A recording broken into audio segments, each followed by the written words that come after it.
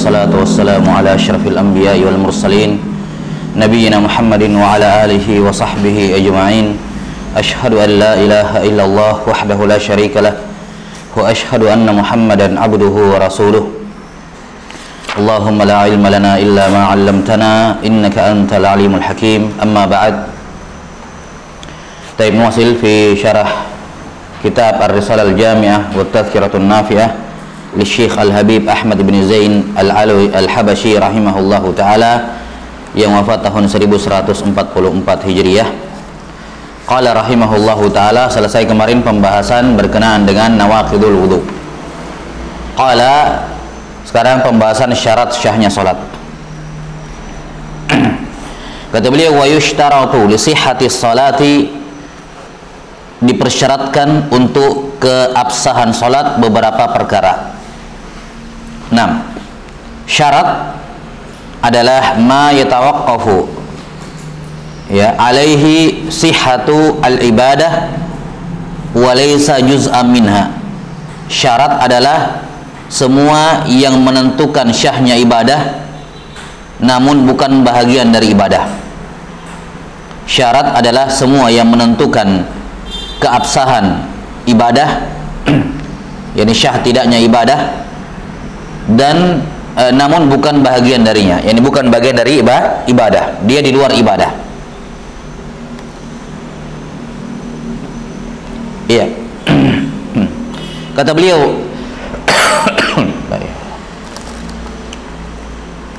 beliau rahimahullahu taala, wa yushtaratu li sihhati shalah, dipersyaratkan untuk keabsahan salat, yakni harus memperhatikan hal ini sebelum memulai salat. Ya, kalau dikatakan syarat syah salat berarti harus dipenuhi terlebih dahulu sebelum salat. Ya.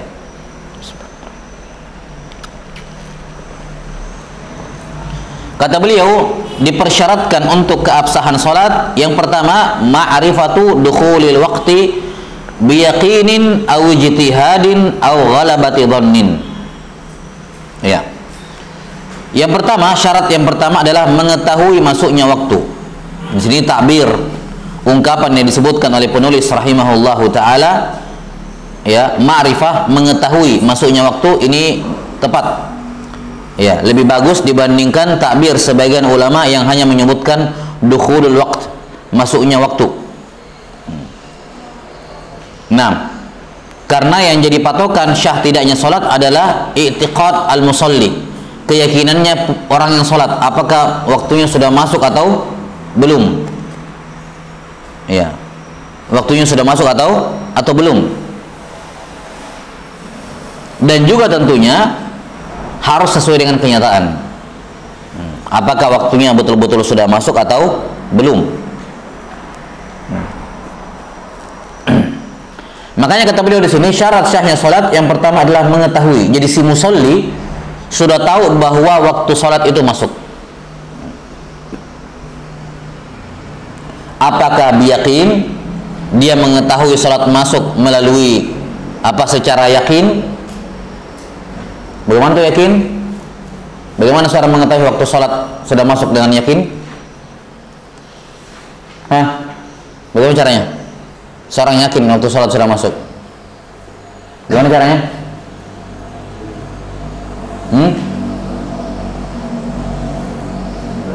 Iya, dengan melihat langsung matahari misalnya, terbit fajar, tenggelam dan seterusnya, dengan melihat langsung. Mengukur sendiri. Atau misalnya jamnya sudah jauh lewat dari yang seperti biasa, misalnya jam 4. Sekarang kita yakin pasti asar masuk jam 4. Tidak pernah di Indonesia jam 4 itu belum asar, nggak pernah. Ya, itu kan jelas, yakin. Sudah yakin apa? Waktu sholat sudah masuk. Aw ijtihadin, atau ijtihad.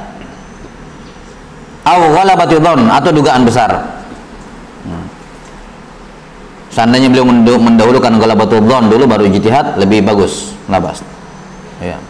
Kita bahas ghalabatu dhann dulu. Dugaan besar. Bagaimana dugaan besar? Dugaan besar masuknya waktu sholat, semisal dia mendapatkan kabar dari orang yang terpercaya bahwa waktu sholat sudah masuk. Misalnya dia dihubungi oleh kawannya yang tinggal di tempat yang memungkinkan melihat matahari terbenam. 6. Kemudian dikatakan matahari sudah terbenam. Ini zon, dugaan besar. Kenapa dia tidak melihat langsung? Dan yang mengabarkan kepadanya satu orang. Kabar satu orang itu la yufidul ilm, tidak meyakinkan, tapi dugaan besar sudah bisa cukup. Ya, sampai sini. 6. Atau misalnya berpatokan dengan masalan jam misalnya, bahwa jam sekian biasanya, ya, misalnya sekarang penentuan jadwal sholat sepanjang masa itu kan penentuannya berdasarkan kerja jama'i, ya, antara ulama dan seterusnya dari yang pihak berkaitan. Ketika dia berpatokan dengan jadwal sholat sepanjang masa itu, ya, maka ini Dhon, dugaan besar. Jelas? Dugaan besar. Yang ketiga disebutkan di sini ijtihad, atau dengan ijtihad. Anggaplah dalam kondisi di mana dia tidak ada cara untuk mengetahui. Misalnya di kondisi normal ketika dia di rumahnya, misalnya antara zuhur dengan asar, misalnya saya biasa kalau habis sholat zuhur 4 rakaat ya sekitar mungkin habis 10 menit setelah zikir, ya, termasuk zikir misalnya 10 menit. Setelah itu saya baca Quran sampai masuk asar, biasanya dapat masalah 3 juz misalnya, ya, atau mungkin 4 juz. Lama kan duhur asar, anggap misalnya 4 juz. Nah, suatu ketika dia di tempat yang tidak ada jam, tidak tahu apa-apa dia misalnya, atau dia di penjara bawah tanah, di zaman dahulu penjara bawah tanah, ya, misalnya dia cuma diberitahu waktu sholat zuhur sudah masuk, asar dia tidak diberitahu. Atau dia di tempat di mana dia bisa melihat matahari, dia bisa mengukur bayangan benda bayangan benda bahwa matahari sudah tergelincir ke arah barat, ke arah mana? Ke arah timur, ya. Berarti sudah masuk zuhur. Tapi dia tidak tahu asar karena mungkin tertutup oleh daun-daun pohon dan semacamnya, tidak bisa lihat bayangan lagi untuk sholat asar. Maka caranya dia berijtihad. Ini sekarang masuk zuhur. Oke, saya 10 menit, saya hitung misalnya 10 menit. Kemudian habis 10 menit saya baca Quran 4 juz. Masuk sholat asar. Nah, itu namanya ijtihad. Sudah sampai sini? Misalnya 4 juz plus 10 menit itu kalau dulu saya di rumah sudah masuk asar. Nah, dia gunakan itu juga. Jadi 10 menit habis sholat zuhur, setelah itu dia baca Al-Quran misalnya 4 juz. Selesai 4 juz masuk asar. Berdasarkan ijtihad. Berdasarkan ijtihad. Atau seorang penjahit misalnya, dia habis sholat zuhur sampai ke asar dia bisa menyelesaikan misalnya jahitan sekian, ya, misalnya baju tapi ukuran, ya, anggap misalnya 1 baju selesai masalah. Dia habis sholat zuhur dia langsung buat baju, selesai bajunya, oh ini sudah masuk asar. Normalnya seperti itu. Itu namanya menentukan waktu sholat dengan ijtihad. Kata beliau, fa in shalla ma'a syakki lam tasihha sholatuhu. Kalau dia sholat dalam keadaan ragu-ragu sudah masuk atau belum waktu, sudah ada masjid yang azan tapi ada yang belum azan, ragu-ragu dia, lalu kemudian dia sholat dalam keadaan ragu-ragu, maka tidak syah sholatnya. Jelas? Dia ragu-ragu dalam keadaan waktu sholat belum masuk atau sudah masuk atau belum, maka tidak syah sholatnya. Walaupun, perhatikan, walaupun ternyata sudah masuk, walaupun ternyata sudah masuk. Kitab. Walaupun ternyata sudah masuk. Jelas sampai sini? Jadi di sini perhatikan, ada 2 hal yang harus diperhatikan berkenaan dengan waktu sholat. Yang pertama, i'tiqad al-musalli, keyakinan orang yang sholat, dan yang kedua, ma fi nafsil amr, yakni kenyataan sebenarnya, ya. Dalam ibadah ini 2 hal selalu diperhatikan. Ibadah itu nanti benar kalau benar menurut keyakinan orang sholat dan benar menurut kenyataan sebenarnya. Jelas? Al-ibratu fil ibadah bi'tiqadil fa'il wa ma fi nafsil amr. Yang jadi patokan dalam ibadah adalah keyakinan pelaku dan kenyataan sebenarnya. Baik, kita terapkan di masalah waktu sholat. Kapan seorang sholat itu, kapan seorang dikatakan boleh mengerjakan sholat? Dukhulul waqt. Keyakinannya apa? Dia harus apa? Ma'rifah dukhul al-waqt, ya kan? Dia harus tahu apa? Waktu sholat sudah masuk. Apakah ma'rifahnya yakin atau dhon atau apa? Ijtihad. Intinya dia harus punya ma'rifah. Yang kedua, fi nafsil amar, yakni kenyataan sebenarnya dukhulul waqt. Sudah masuk waktu, kenyataan sebenarnya. Jadi dia harus tahu waktu sholat sudah masuk dan kenyataan sebenarnya sholat sudah masuk. Kalau ada seorang mengetahui waktu sholat sudah masuk dan waktu sholat betul-betul sudah masuk, maka syah sholatnya. Boleh dia sholat. Jelas? Kapan melanggar salah satu dari keduanya, maka tidak syah sholatnya. Contoh, dia yakin dia menduga bahwa waktu sholat sudah masuk, tapi kenyataannya ternyata apa? Belum. Apa hukum sholatnya? Tidak syah. Jelas? Atau kenyataan sebenarnya sudah masuk waktu sholat, tapi dia belum, ya, mengatakan belum masuk. Kemudian dia nekat sholat. Apa hukum sholatnya? Juga tidak syah. Walaupun kenyataan sebenarnya sudah masuk, tapi keyakinan dia belum.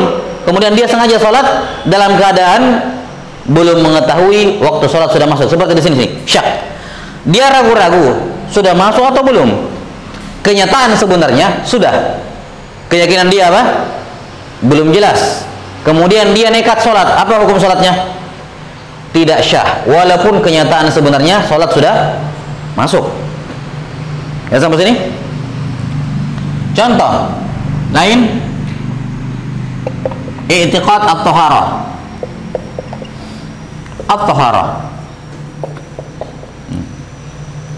Dia meyakini saya sudah suci, dia sudah suci, saya sudah berwudu. Kenyataan sebenarnya memang sudah betul berwudu. Kalau seorang sholat dalam keadaan meyakini saya sudah wudu dan memang kenyataannya dia sudah berwudu, maka sholatnya syah. Kalau ada seorang mengira saya sudah wudu, kayaknya sih saya sudah wudu, dugaan saya sudah wudu, tapi ternyata belum wudu, apa hukum sholatnya? Hah? Tidak syah. Sampai sini?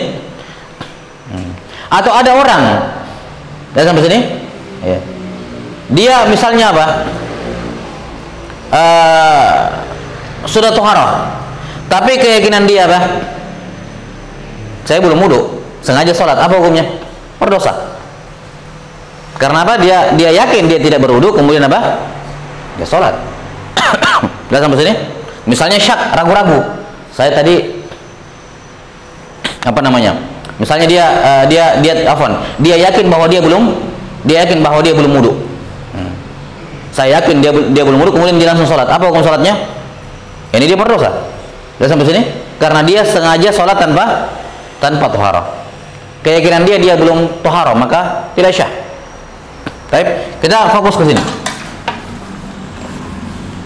Udah ya.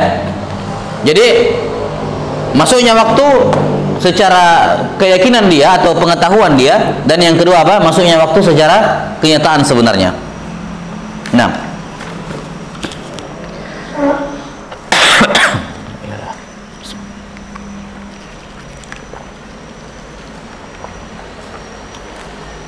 udah, ini yang pertama.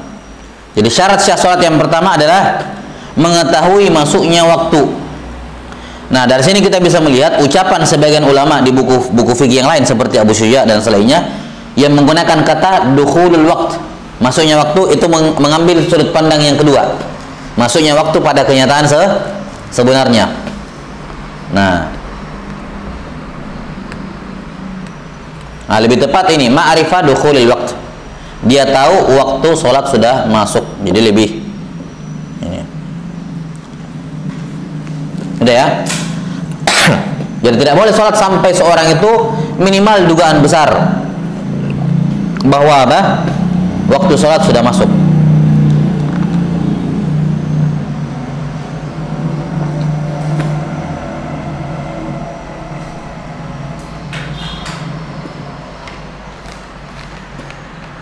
Kalau ada orang sholat subuh sebelum waktu, dia kira sudah masuk sholat subuh, waktu subuh, dia takbiratul ihram, Allahu Akbar, pas baca Al-Fatihah baru masuk sholat subuh. Apa hukum sholat subuhnya? Apakah dihitung sholat subuh itu? Enggak dianggap. Apakah batal? Hah? Iya. Kata para ulama, kalau ada orang sholat sebelum masuk waktu, misalnya sholat subuh sebelum waktunya, maka sholat itu tidak bisa dihukumi. Yani tentunya dia kira sudah masuk, ternyata apa? Belum. Dia berdosa atau tidak? Tidak berdosa karena dia membangun amalannya di atas dugaan besar. Ternyata dugaan besarnya salah, tapi dia tidak berdosa. Nah, hukum sholatnya ini kata para ulama, kalau dia pernah punya tunggakan sholat subuh yang belum dia kerjakan, maka ini menempati posisi itu. Dia selesaikan sampai selesai tentunya. Kemudian sholat subuh ini menempati posisi itu yang dia tinggalkan dulu, sholat subuh yang dia belum kerjakan. Mungkin dia lupa atau yang semacamnya. Jelas? Tapi kalau tidak ada sholat tunggakannya, maka ini jatuhnya sholat sunnah mutlak. Jadi tetap dikerjakan sampai selesai. Jelas? Tetap dikerjakan sampai. Hatta ketika dia sholat subuh, kemudian ada orang yang meneriaki dia atau yang menyampaikan, belum selesai, belum masuk sholat subuh. Ya sudah, jangan dia putuskan. Lanjutkan saja sholatnya sampai selesai. Jelas? Karena imma dia jatuhnya qada untuk sholat subuh yang dulu mungkin dia tinggalkan, atau jatuhnya sebagai sholat sunnah mutlak. Jadi nggak usah dibatalkan. Memang tidak syah sebagai sholat subuh untuk waktu itu, tidak syah. Tapi bukan berarti dibatalkan, tidak perlu, diselesaikan. Ya. Baik. Syarat syah salat yang kedua, wa yushtaratu ma'rifatul qiblat. Harus mengetahui arah kiblat. Yang dimaksud dengan kiblat di sini adalah bunyanul Ka'bah. Bangunan Ka'bah itu persegi. Kubus.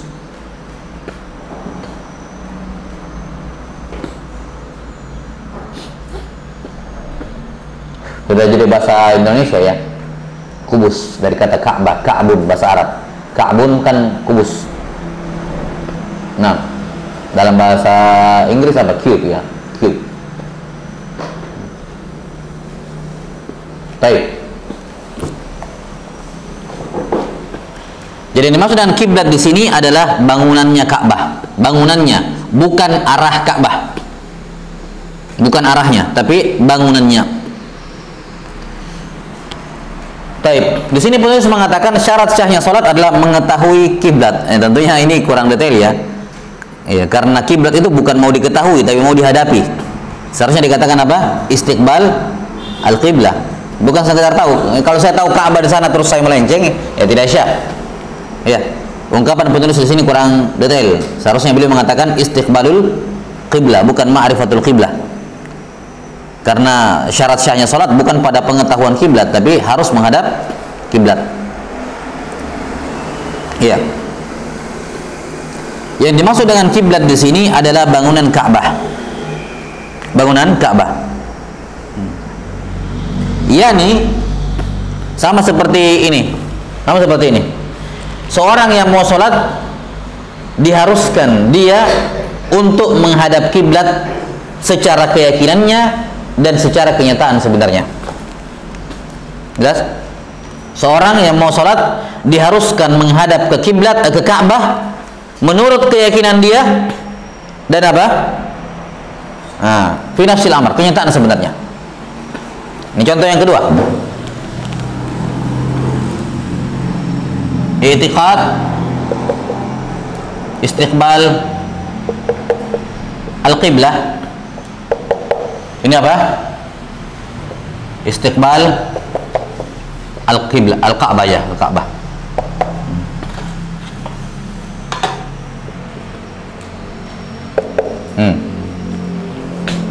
Dia harus meyakini bahwa saya sudah menghadap Ka'bah. Bukan meyakini, afwan. Antara ini, yakin, dugaan besar atau apa? Ijtihad. Yakin, dugaan besar atau ijtihad menghadap Ka'bah. Dan harus apa? Kenyataan sebenarnya juga demikian.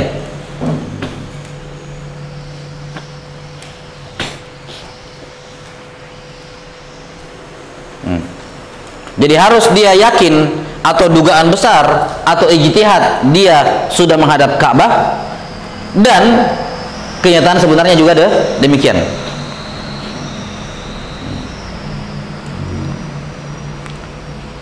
Kalau ada seorang tidak tahu kiblat, di mana kiblat ya, dia berijtihad, menduga.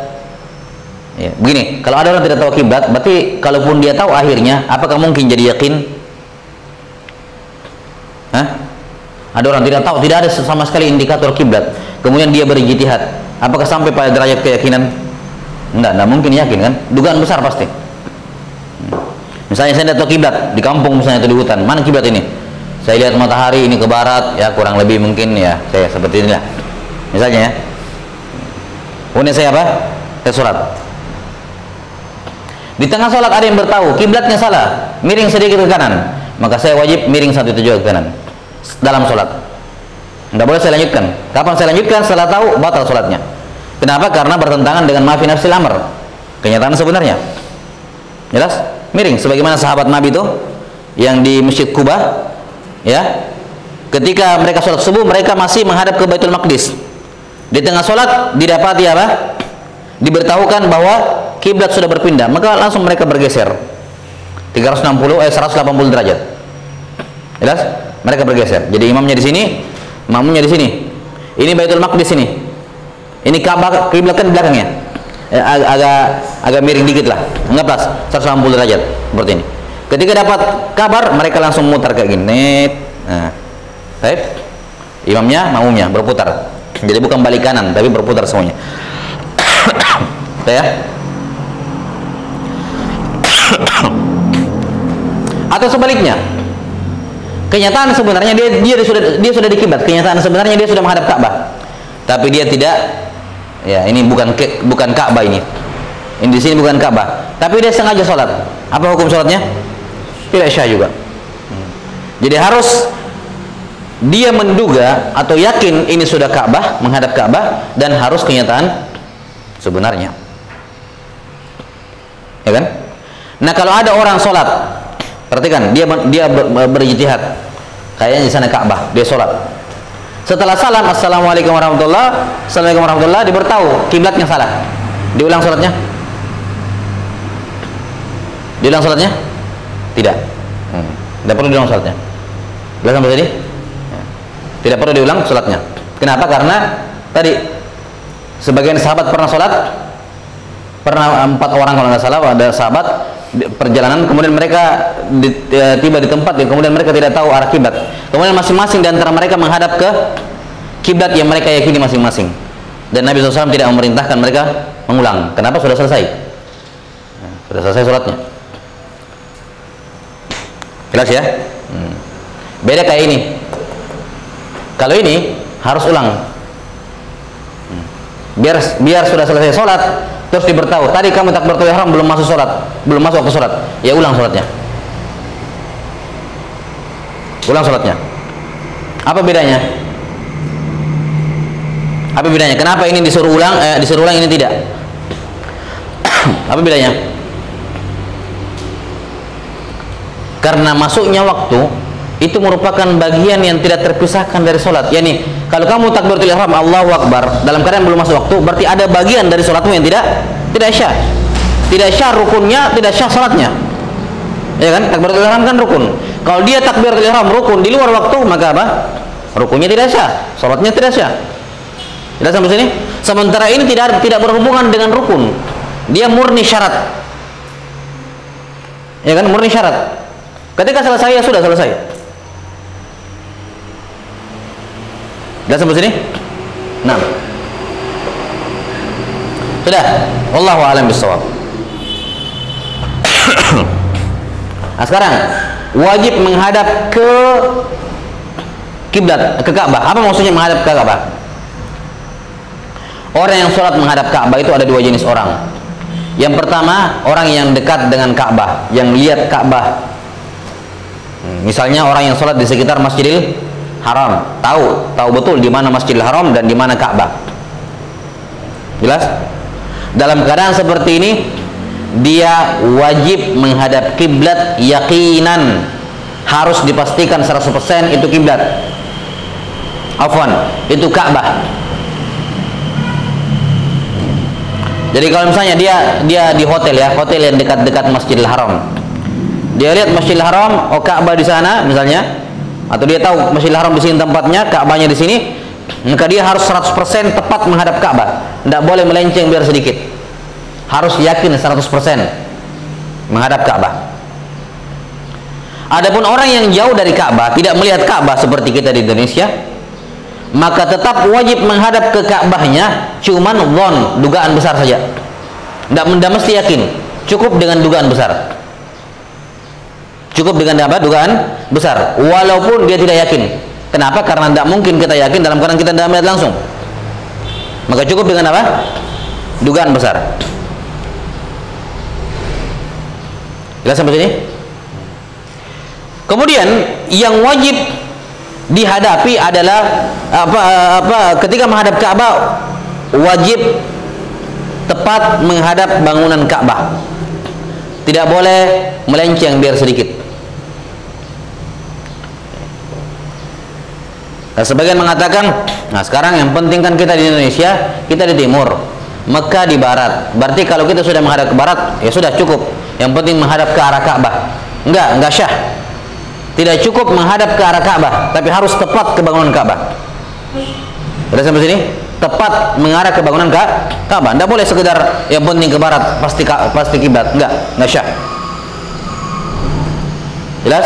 Jadi tepat harus ke bangunan Ka'bah. Bedanya kalau yang ada di sana dia harus yakin, sementara yang jauh cukup dugaan besar. Itu saja bedanya. Tapi masalah menghadap ke bangunan Ka'bahnya harus, tidak boleh melenceng biar 1 derajat. Jelas sampai sini? Tidak boleh melenceng. Baik. Nah, sekarang bagaimana caranya menentukan kiblat secara dhon, dugaan besar? Kalau di zaman sekarang ya pakai kompas ya. Apalagi sudah ada kompas Ka'bah khusus, kompas kiblat. Itu bisa dipakai sebagai dhon. Bukan yakin, dhon. Karena namanya alat begitu kan tetap ada faktor errornya. Ada kemungkinan faktor errornya. Makanya tidak bisa dikatakan meyakinkan. Jelas? Ya, maka cara menentukan kiblat Ka'bah dengan dhon adalah dengan apa? Ya, misalnya dengan menggunakan kompas kiblat.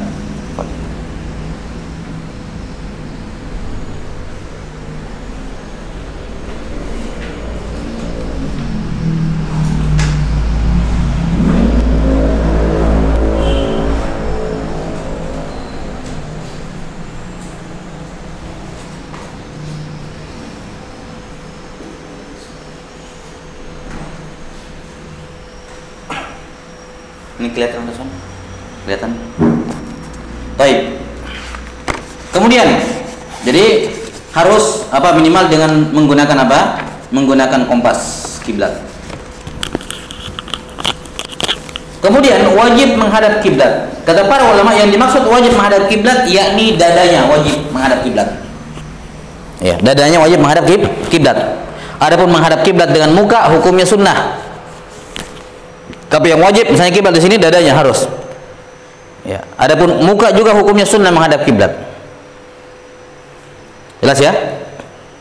Kapan ada seorang sholat begini caranya, misalnya anggap ini pas derajat. Kapan dia begini sedikit sudah batal sholatnya karena berarti melenceng. Jelas? Karena dadanya melenceng. Ini sholat begini kemudian melenceng ke sini. Ini batal. Walaupun mukanya masih ke sana, tapi dadanya sudah miring. Jelas? Ini batal sholatnya. Walaupun dia setelah itu dia kembali, ini tidak syah, batal sholatnya. Beda kalau dia sholat kemudian dia noleh begini. Ini sholatnya sholatnya tetap syah karena dadanya masih ke kiblat, mukanya aja yang melenceng begini, noleh dia. Hukum sholatnya makruh menoleh kalau tidak ada kebutuhan. Kalau ada kebutuhan boleh noleh, misalnya sholat di sini, perempuan anaknya di sana, khawatir anaknya jatuh dia cek dikit begini, ya sholat lagi, tidak ada masalah karena ada hajat. Ya, yang penting jangan sering-sering aja. Ya, baik. Jadi intinya adalah menghadap kiblat dengan apa? Dada, muka sunnah. Jadi kapan muka melenceng, sholatnya masih syah. Kapan dia noleh, sholatnya masih syah, tapi makruh kalau tidak ada hajat. Tapi kalau dadanya yang sudah miring, tidak syah. Jelas? Batal sholatnya. Ini bagi orang yang sholat berdiri atau sholat apa? Duduk. Kalau sholatnya tidur miring, yang mana yang wajib menghadap kiblat? Ya semuanya, semua tubuhnya kan miring begini nih. Ya, semua tubuhnya menghadap kiblat, semuanya wajib menghadap kiblat. Kalau tidurnya terlentang menghadap ke atas, anggap ini kiblat. Gimana caranya? Apa yang wajib menghadap kiblat? Yang wajib menghadap kiblat adalah muka dan telapak kaki. Telapak kaki menghadap kiblat dan kepalanya diangkat sedikit. Ya, dengan badannya kalau terbantu ya, menghadap kiblat. Kalau bisa diangkat. Kalau nggak bisa diangkat ya sudah, luruskan tapi telapak kaki tetap menghadap kiblat. Kapan melenceng tidak syah salatnya. Misalnya ini ada orang tidur terlentang begini salat. Kemudian dia angkat dua-dua kakinya. Diangkat, berarti menghadap ke bawah, kemana telapak kakinya? Menghadap ke bawah. Tidak syah salatnya. Karena berarti telapak kakinya melenceng dari kiblat. Jelas? Udah. Ini beberapa masail yang berkenaan dengan menghadap kiblat atau Ka'bah. Syarat syah salat yang ketiga. Wa yajibu satrul aurati bisatirin zahirin mubah. Yang ketiga, wajib menutup aurat. Wa yajibu satrul aurah. Syarat syah salat yang ketiga menutup aurat. Dengan penutup yang suci lagi mubah.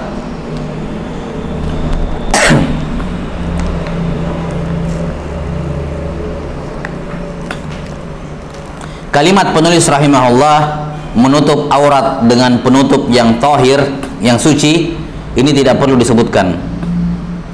Kenapa? Karena di poin berikutnya beliau akan sebutkan mengangkat najis dari pakaian. Baik, maka di sini terdapat daur, pengulangan namanya. Ini kurang bagus.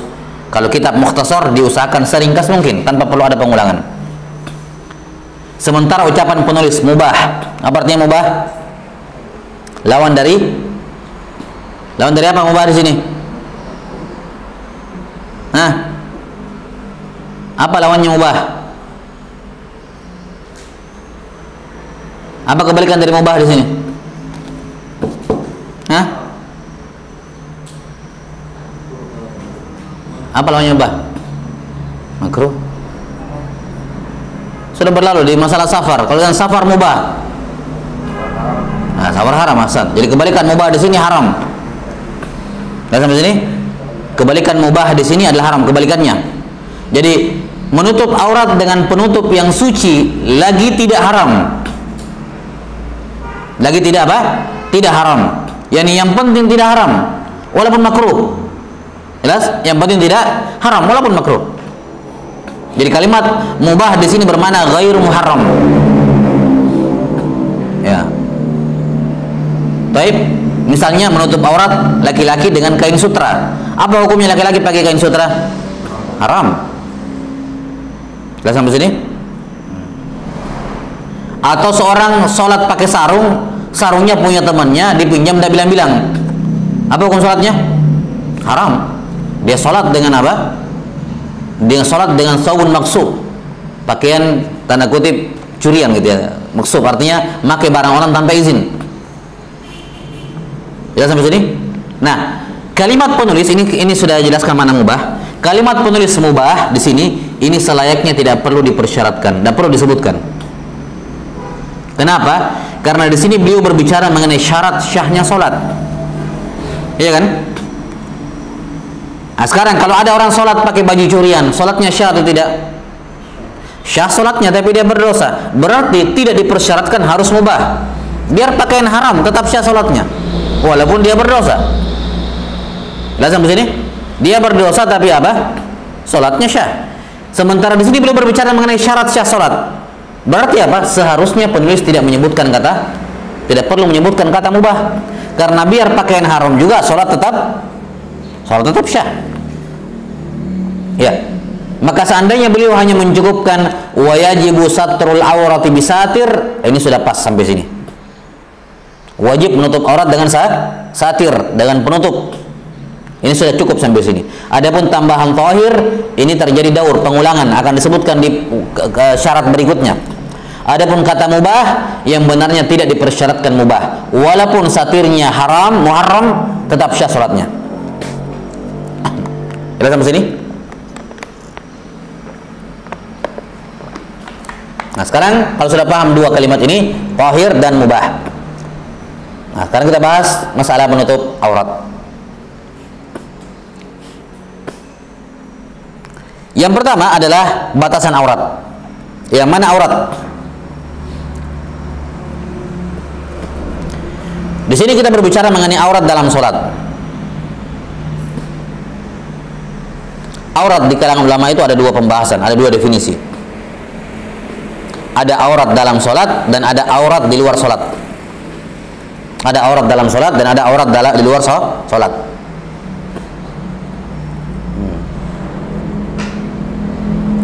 Apa bedanya aurat dalam sholat sama aurat di luar sholat? Aurat di dalam sholat artinya bagian tubuh yang wajib ditutup. Ma yajibu satruhu. Aurat dalam sholat definisinya adalah ma yajibu satruhu, semua yang wajib ditutup dalam sholat.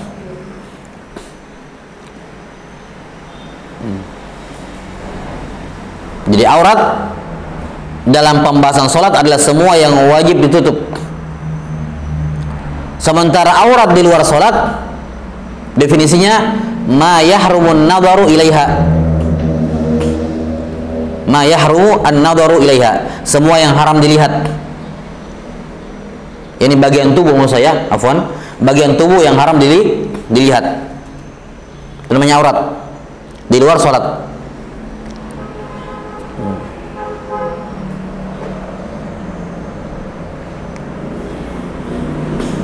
Ini dua hal yang berbeda ya. Kita fokus ke yang pertama, yaitu apa? Aurat dalam sholat. Apa maksudnya aurat dalam sholat?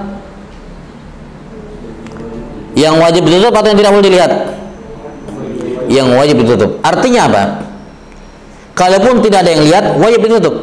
Tidak ada urusannya orang lihat tidak lihat, wajib ditutup. Karena itulah kalau ada orang sholat sendiri di kamar gelap, matikan lampu baru dia sholat telanjang, tidak sah sholatnya, walaupun tidak ada yang lihat. Jelas? Kenapa? Karena aurat dalam sholat wajib ditutup, walaupun tidak ada yang lihat. Lagi-lagi sholat misalnya cuma pakai celana pendek, kelihatan pahanya sedikit, tidak ada yang lihat, tidak ada yang lihat, di kamar sendirian dia. Apa hukum sholatnya? Tidak syah. Kenapa? Karena dia melanggar atau dia tidak menutup auratnya. Beda dengan aurat dalam bab nikah, yaitu yang kedua tadi, di luar sholat. Apa itu? Yang haram dilihat. Yang penting tidak ada yang lihat, tidak wajib ditutup.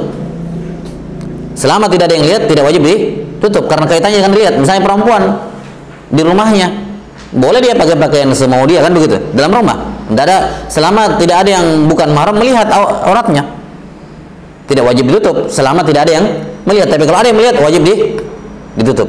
Sudah sampai sini? Baik. Nah, sekarang yang kita bicarakan adalah aurat di dalam sholat, yakni semua yang wajib ditutup. Untuk laki-laki merdeka maupun budak,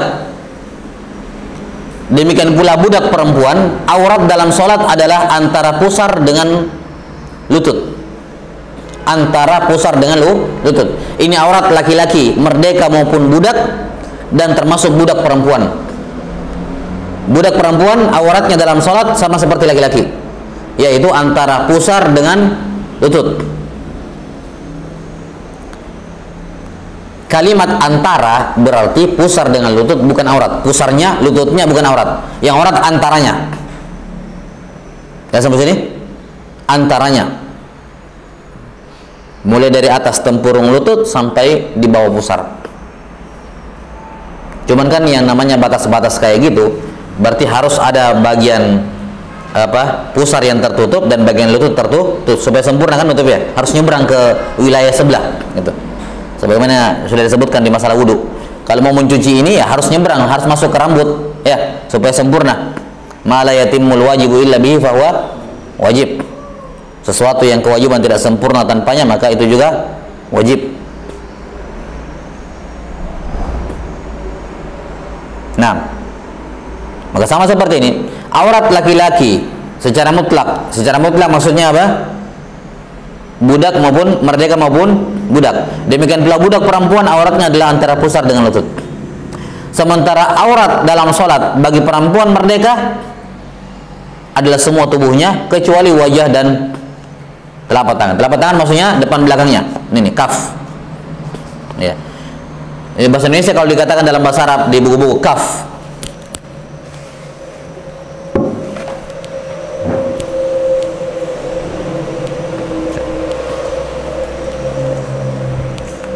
Kalau dalam buku-buku dikatakan kafun. Nah, kalau dalam bahasa Indonesia terjemahnya kaf, telapak tangan. Terlalu sempit sebenarnya.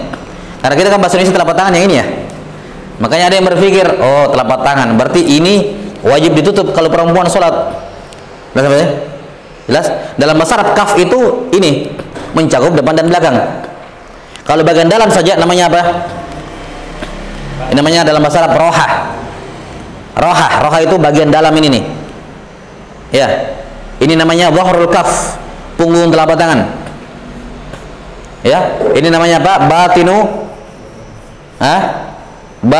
butun al asabi, bagian dalam jari jemari. Ini zuhurul asabi, bagian luar jari jemari. Tapi kalau dikatakan kaf, berarti ini ke atas, depan belakangnya sama. Ini bukan aurat. Iya, bukan aurat. Jadi kata al-kaf mencakup depan dan belakang. Al-kaf. Kalau bagian dalam telapak tangan namanya apa? Aha.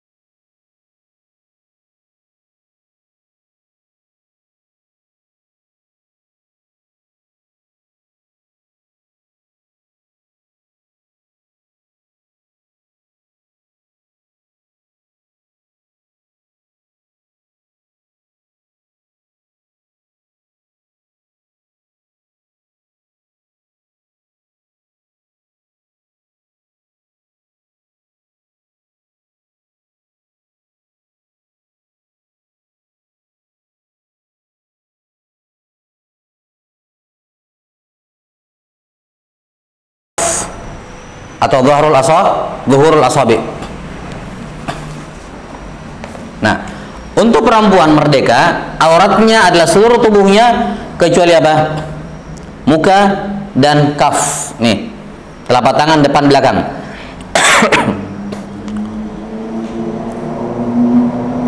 Udah ya?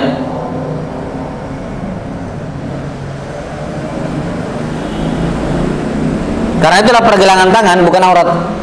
Pergelangan tangan aurat.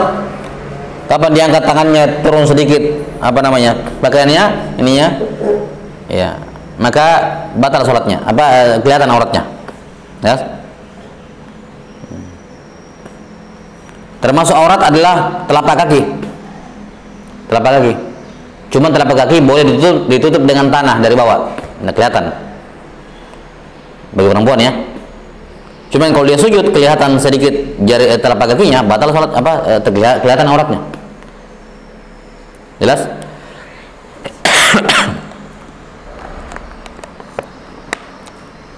Karena itulah bagian bawah dagu di sini. Ini bukan ini aurat dalam sholat karena ini bukan muka. Wajib ditutup sampai sini. Kalau perempuan kan mukenanya harus sampai sini. Kapan jilbabnya begini misalnya, nah ini tidak sah sholatnya karena bagian bawah kelihatan. Bagian bawah tumit bagian bawah dagu kelihatan karena itu bukan muka.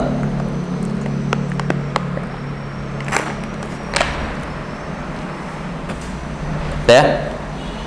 Jadi bagaimana dengan kondisi orang awam yang biasanya nampak terlihat? Apanya? Auratnya dalam sholat perempuan. Apa ini secara otomatis sholatnya tidak? Iya tadi. Di mana aneh? Saya karena rata-rata mukena putih itu sampai sini. Saya tahu ya. Yang justru yang biasa banyak itu yang ya kan hatta perempuan yang pakai jilbab itu pun kalau sholat dia biasanya pakai mukena putih itu sampai sini. Ya, mana sampai sini ya. Ya, kalau ada yang seperti itu ya tidak sah salatnya. Baik. Kemudian ini tadi bagian yang wajib itu ditutup. Sekarang yang kedua adalah sifat penutupnya. Nah, di sini beliau mengatakan satir dengan penutup.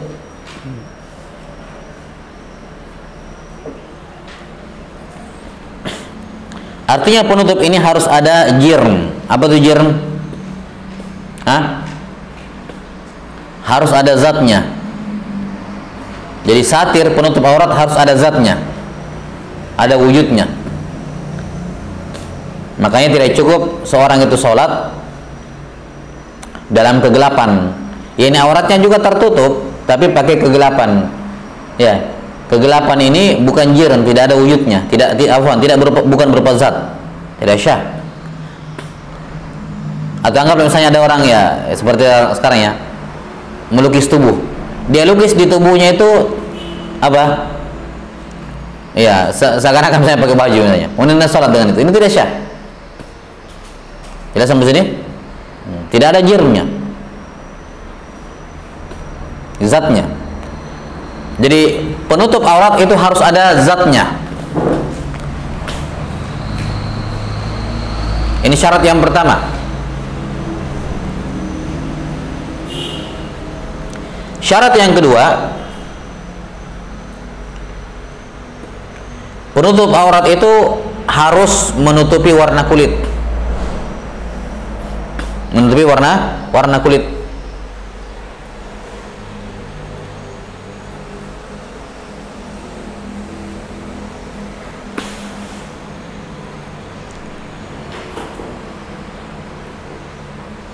Artinya seorang tidak bisa melihat warna kulit di baliknya.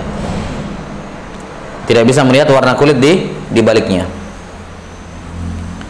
Biar tebal kalau kayak kaca, ya, plastik transparan, maka ini tidak syah. Walaupun tebal plastiknya, walaupun tebal kacanya, nama kaca tembus. Ya.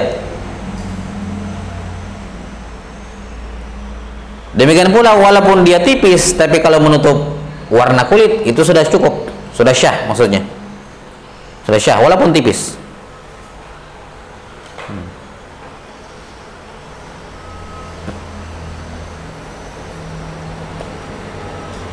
Sudah ya, ini dua syarat penutup aurat. Yang pertama harus ada zatnya, dan yang kedua harus menutupi warna kulit.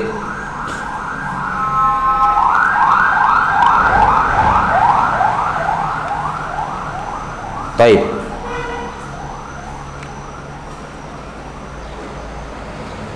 Kemudian apa hukum menutup aurat dengan penutup yang memenuhi syarat tapi ketat?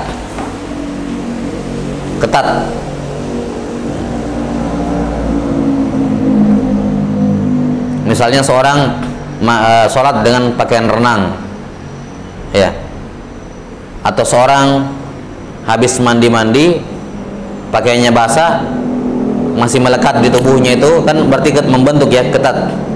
Kemudian dia apa? Sholat dengannya. Contoh lain, perempuan sholat dengan pakai kaos kaki. Kalau kaos kakinya ini memperlihatkan warna kulitnya, batal sholatnya, ya kan? Tapi kalau kaos kakinya itu walaupun tipis tapi seratnya tidak, ya, apa, dia elastis ya, yang biar ditarik begini tidak akan kelihatan lubang-lubang gitu, pori-porinya tidak ada misalnya, ya. Ini apa hukum sholat memakai pakaian yang ketat? Para fuqaha mengatakan sholat dengan memakai pakaian yang ketat bagi perempuan hukumnya makruh. Ini sholatnya syah tapi makruh, ya.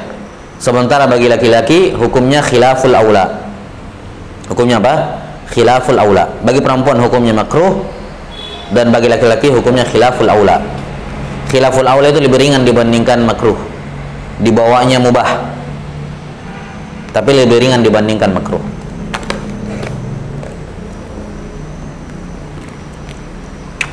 Karena itulah kalau seorang perempuan sholat pakai kaos kaki, yang paling aman adalah dia pakai sarung lagi menutupi kaos kakinya. Ya.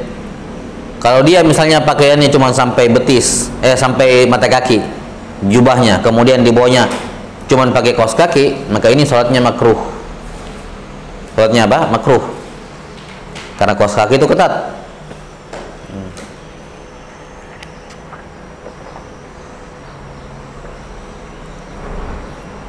Baik. Kemudian pembahasan terakhir berkenaan dengan aurat, bahwa kewajiban menutup aurat itu wajib ditutup dari arah atas dan dari keliling. Dari atas dan dari keliling. Tidak ada seorang pun yang bisa melihat auratnya dari atas dan dari sekelilingnya, depan, belakang, kanan, kiri. Adapun dari bawah, tidak ada kewajiban menutup aurat dari bawah. Iya, tidak ada kewajiban menutup aurat dari bawah.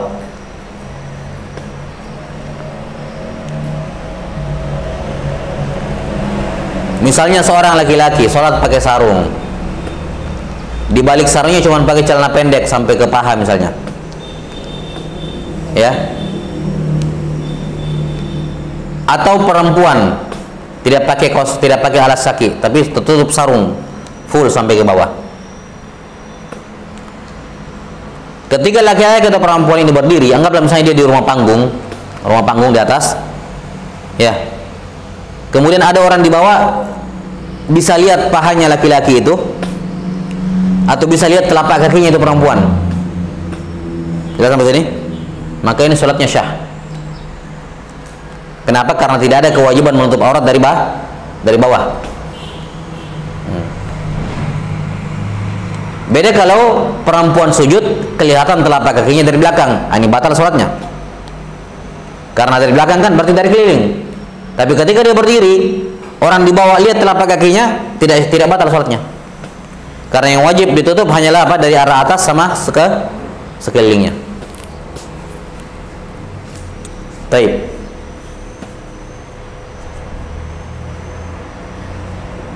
Satu hal lagi tertinggal, afwan. Apa hukum orang yang tersingkap, yang terbuka auratnya dalam sholat, di tengah-tengah sholat? Kalau dia tersingkap dengan sengaja, dia sengaja menyingkap auratnya, ya. Atau misalnya ada anak kecil, anaknya bayi, atau anaknya yang belum mumayyiz, diangkat kakinya, diangkat sarungnya mamanya, kelihatan kakinya, maka ini batal, langsung batal saat itu juga. Langsung batal saat itu juga, dia harus ulang sholatnya. Kenapa? Karena itu perbuatan apa? Perbuatan manusia, perbuatan orang berakal, makhluk berakal.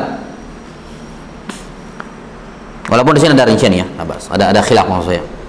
Sementara kalau dia tersingkap oleh yang tidak berakal, seperti tersingkap oleh angin, tiba-tiba ada angin, atau tersingkap oleh kucing misalnya lewat, ya, kucing angkat gitu, dia lewat terus terangkat ininya.